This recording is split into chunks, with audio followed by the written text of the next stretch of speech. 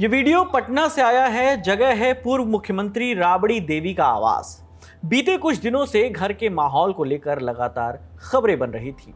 अब आवास का हाल आप स्क्रीन पर देख रहे हैं।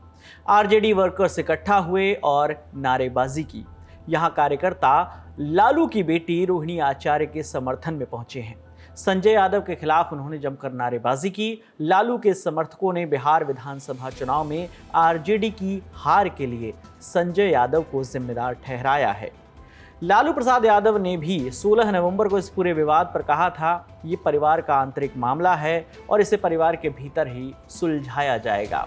उन्होंने पार्टी और कार्यकर्ताओं से अपील की थी कि वो पारिवारिक झगड़ों के बजाय पार्टी को मजबूत करने पर ध्यान दें।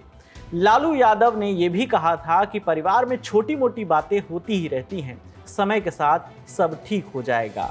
वो यानी लालू चाहते हैं कि इस समय पार्टी की जो एकजुटता है वो बनी रहे ताकि विपक्ष इसका फायदा ना उठा सके।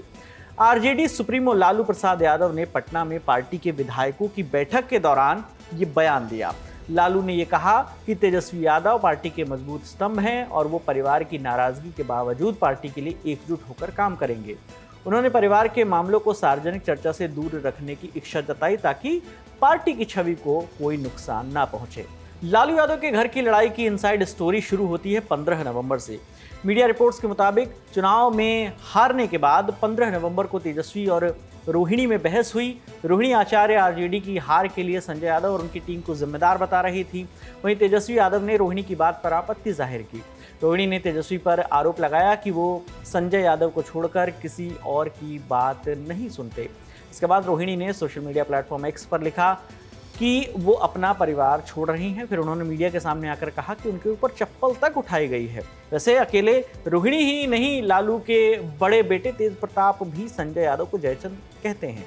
उन पर लालू परिवार में फूट डालने का आरोप लगाते रहते हैं। अब ये भी समझ लेते हैं कि ये संजय यादव हैं कौन जिनके इर्द गिर्द ये पूरा विवाद मंडरा रहा है। तो संजय यादव आरजेडी से राज्यसभा के सांसद हैं और तेजस्वी के करीबी दोस्त हैं। कहा यह भी जाता है कि संजय यादव की सलाह के बिना तेजस्वी कोई काम नहीं करते। तेजस्वी को कहाँ जाना है, किससे मिलना है, ये भी संजय यादव ही तय करते हैं। संजय यादव दिल्ली के नजफगढ़ में टोडरमल कॉलोनी के रहने वाले हैं। वो नजफगढ़ विधानसभा क्षेत्र के वोटर भी हैं।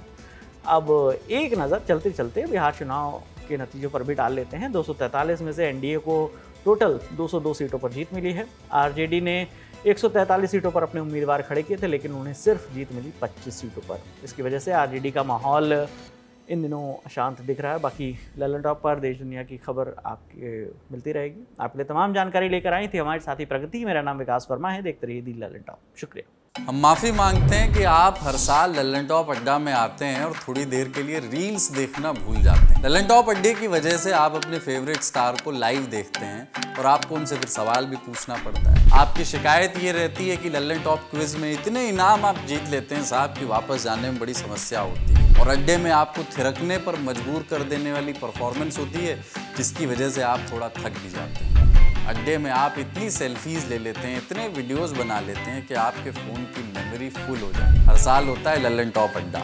इस बार भी होगा 21, 22, 23 नवंबर दिल्ली के मेजर ध्यानचंद नेशनल स्टेडियम में सुबह 11 बजे से। आइए कि हम फिर से आपसे माफ़ी मांग सकें आपके जीवन में थोड़ा आनंद घोलने के लिए।